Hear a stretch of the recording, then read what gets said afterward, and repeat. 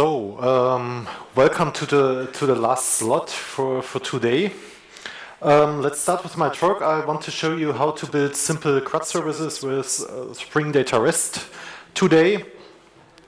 Short infos about me. My name is Andreas Bräu. I'm a software developer from Berlin, working at Idealo. I studied ages ago computer science with a focus on databases. And I also do a lot of DevOps stuff in my job, in my hobby projects. I'm active in Freifunk.net. That's an initiative for free and wireless networks in Germany. We try to establish easy network access for people there with hardware you can buy everywhere, and I also like open source software. I contribute a lot, and I use a lot of more software. But today we want to speak about CRUD services, so we ask 100 people. Unfortunately, we can't play that game for now, as we don't have enough time for that. What do we need to create a CRUD service? Whom of you knows what CRUD stands for?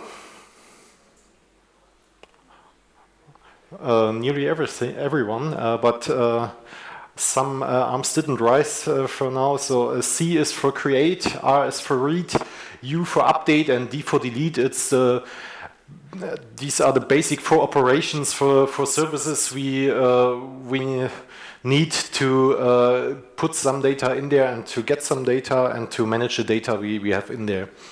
So what do we need? Of course, we need to connect to a database or something where we store the data. We need to create database-specific queries for our service to access the data or to write data to the backend. And according with this, we need to build query statements. We need to think about what data do we want to query, what do we want to get back, or what data do we need. Of course, we need controllers with endpoints so we can access the data via REST. And at the end, we also have to analyze the result sets to work with the data in that way. Some of you might now say, wait, a lot of these things are already done by frameworks or other things. That's correct. Connection to the database is today usually done by framework. We don't need to care about database drivers anymore. We also don't need to write our own queries to access the data in the database. This is almost done by the framework too, and they provide us methods to access the data. It's the same for query statements. We define our domain model within the application, and we don't need to know everything of this and create a statement out of that. But we still need to create controllers for the service to access the data or to update, create, delete data, and we still need to analyze that.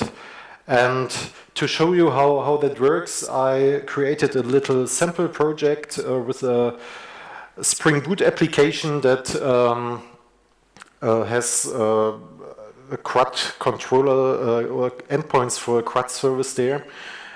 First of all, this is my domain model for this example project. It's a conference entity we use in our service. The conference consists of the name of the conference, number of participants, and an address. And the address is another object and contains of a street, zip code, and the city. But it's included within the conference. I didn't want to make it too complicated. We use Spring Data and we use the CRUD repository they provide for us. So we don't need to create the database specific queries. And all of this is managed as a simple Spring Boot application we can run here. And the most important part, of course, is the controller. I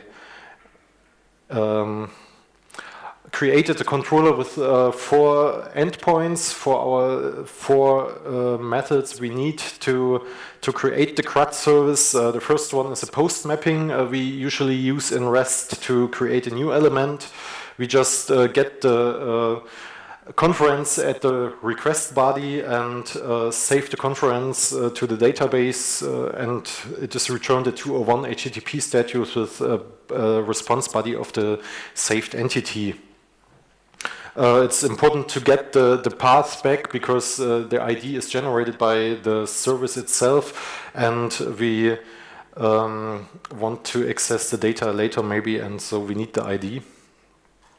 The second is the read endpoint. It's a get mapping.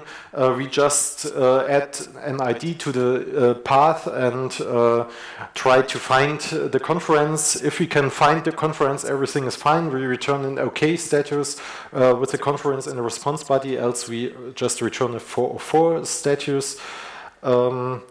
The put mapping is the most complex endpoint. It updates an element, and if it doesn't exist, it creates the element we send with the request body. And the put request contains also an ID, so we just give an ID. We try to find the old conference, and if we find the old conference, we just update it and get an HTTP status of OK with the conference in the response. If not, we do the same like in the post mapping. We just create the element and return the new URI with the saved conference in the response body. And last but not least, we also want to delete elements, and here we try to find the ID we get with the path, and if the conference exists, we just return, we delete. Of course, we have to delete the conference first, and then we send back a 204 no content HTTP status, else we return a 404. So, do you believe me that everything works? Or what could we do that to see it? Of course, we can do it. We can run an integration test. Here we can see the integration test. It just checks all 4 operations: the create element, read element, the update, and delete element. Then I added some additional checks that check if we get a 404, if we try to get a conference that doesn't exist, or if we get a 201 status, if we try to update a non-existing conference. And I also checked some client errors if we send invalid data with the request. Then we should get a 400 HTTP status back from the server so that the client knows that something with the request has been wrong. So let's just run this integration test.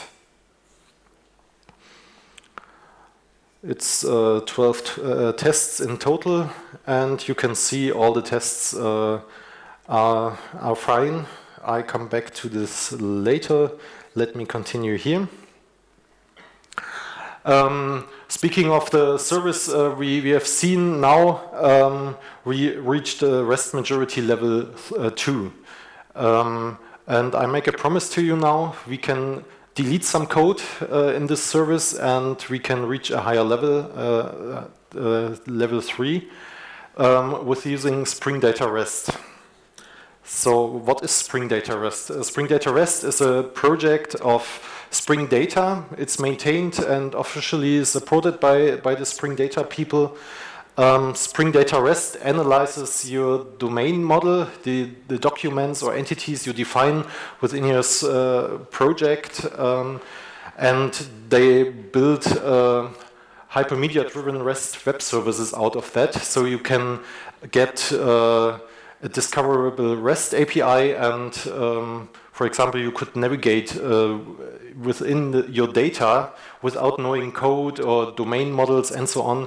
You can just find, for example, you can find connected entities, or if you use paging, you get provided links to the next page, to the first page, and so on. So it's really easy to work with Spring Data REST as a user, because you don't need to know too much about the project. You can just see the data you get, and That's a really nice thing to have there. They also support a lot of database or data backends. You can see on this slide, of course, there may be some missing, but for example, we started to work with MongoDB in our projects, MongoDB and Spring Data REST. And we have seen in the service I created now, I supported the get, put, post, and delete HTTP verbs. Those HTTP verbs are described in RFC 2616. And there is also the patch keyword. Whom of you already used the patch keyword? Did anyone implement the patch keyword in a service? Yes, there was no hand for implementing, 2 hands for using the patch keyword.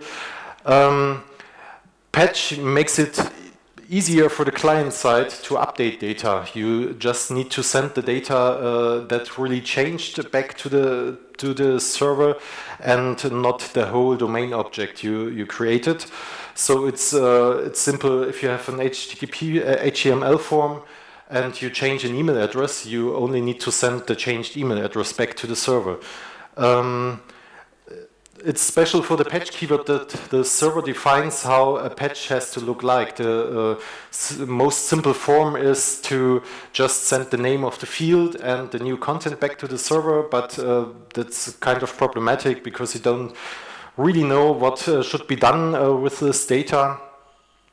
And there are some other patch formats, namely the JSON patch format and the XML patch format.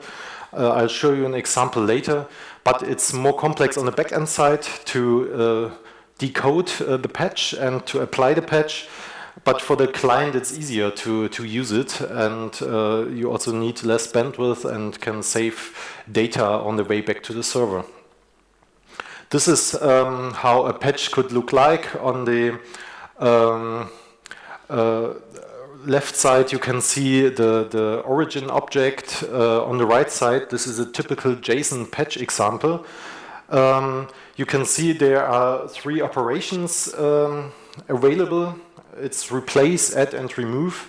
For every operation, you have to give a path within the JSON document where you want to do some changes. And for replace and add, you can add values there.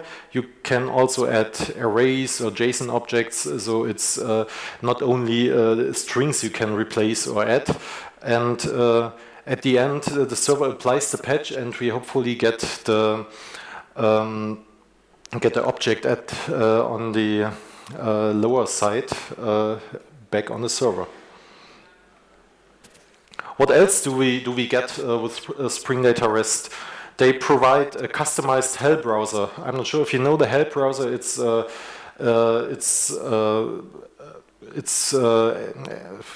endpoint in a service later where you can just operate on your data. You can see your data. You can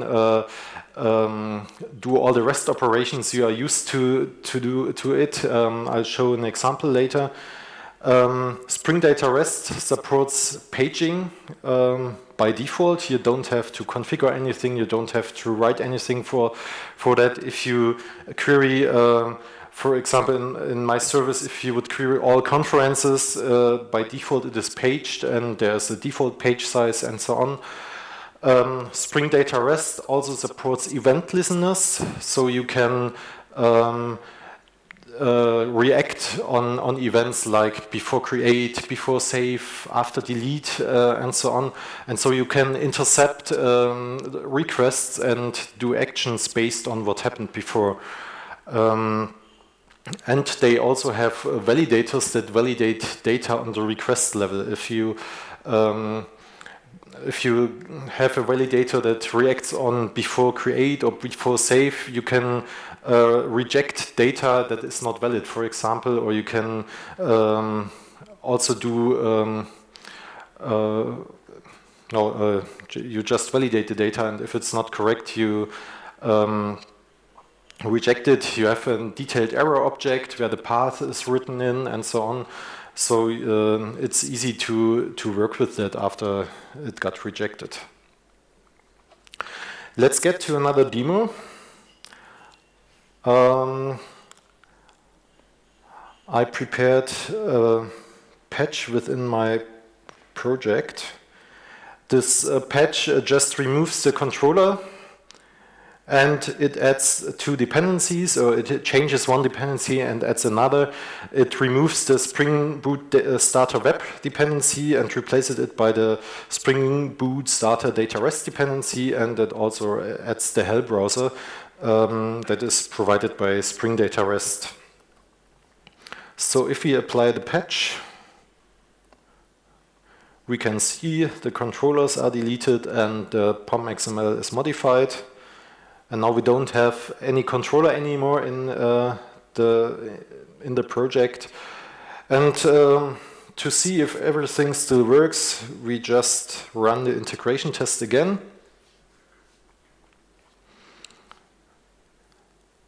And hopefully everything works. So the tests still work, and we have less code, and we have more features in there now. And I prepared another project. It's called CRUD Service Spring Data REST, where I can show you some of the special features we know from the I've mentioned in the slides right now. First of all, I added an address validator. It's just a simple address validator. It looks when the city is Berlin, the zip code has to start with a 1 and should contain exactly 5 digits. If that is not correct, we add a value to the error object. Here we add the field, and we just add some additional information, so maybe a human can read it too. Such a validator has to be registered or configured. I didn't want to write 2 validators, but I wanted to have them at 2 locations. We want to make sure that the address is validated when we create a new object and when we update an existing object. So we don't want that the address should be invalid after an update of the object. I also created event listener. Event listeners can be configured by annotations, for example. And this event listener just logs a message to my log file and says that their conference has been created. And I guess that was all what I added to this project. And of course, there's another integration test. This integration test first tests if we can update an element via patch. Here I use, in fact, the most simple way of patching something. I just send the name of the field and the value of the new value of that field back to the server, and we show if we look if we get back the new number of participants. I also create a new conference and look for a links section. There's always a links section in the document we get as response, and within this links section there is a self-reference. So I have the URL to my own in the links section, in the links section at least. And here I'm looking if I get this back. We also try to read everything from the first page. When I start up the service, I always create 50 example documents within my database, and so the first page should be filled to the default of 20 elements. And in the end, I just test if the validator works. I try to add a conference with the wrong zip code for Berlin. And I also try it when I update this conference with the wrong zip code. So let's run this integration test.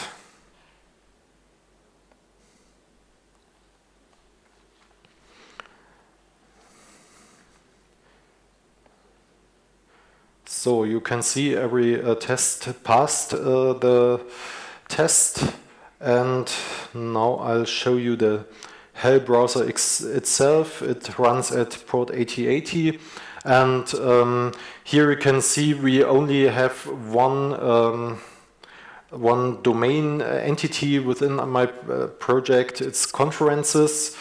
When I just go to the Hell browser, it shows what has been analyzed, and we can go to the conference. We can do everything by mouse here. And here we can see we get, when we go to conferences, we get back all the conferences. It's paged, default page size is 20. There are 48 elements in total in my project for now. And on the right side, we can see the response body. And at the end, we also see the links section with the reference to the first page, to the next page, last page, and of course the reference to myself. And the paging object itself is also added to such a request. Now we can see on the left side all the conferences. We could jump to one of the conferences directly. Here we again see the links section with the self-reference. And here, for example, we could just delete a conference, for example. It's the easiest thing because I don't have to create a request body. And now the conference is gone. We see a 204 no content response. And if we go to the conferences again, there should be 47 now. Yes, I deleted one of the conferences within the Hell browser.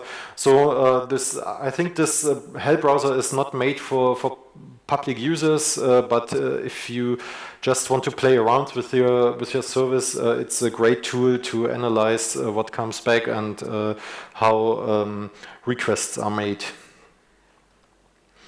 So let's get back to the slides. We also have we detected two issues with Spring Data REST. The first issue was someone came to us and said, hey, I can delete your entities with a GET request.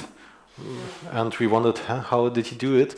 We had in our repository, we had a method delete by some ID as a method, and Spring Data REST exposed this method as a GET method, and so we could just delete an element via GET, and this was not good because the delete endpoint is hidden behind a secured endpoint, but the GET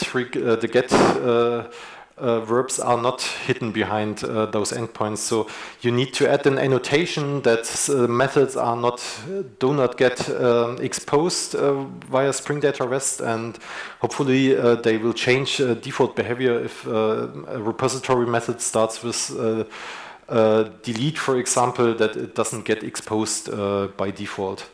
And the other issue we have, reactive frameworks are not supported right now. We hope there will be support soon, but at the moment I guess there are too few users of it, and they don't want to put the effort in it to also add reactive support. But maybe in the future, or if you all start now using Spring Data REST, we can get more drive in that direction. Okay, these are my contact details. And my talk is now over.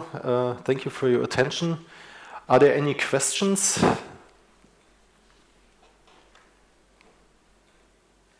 I don't see any. Okay, so thank you.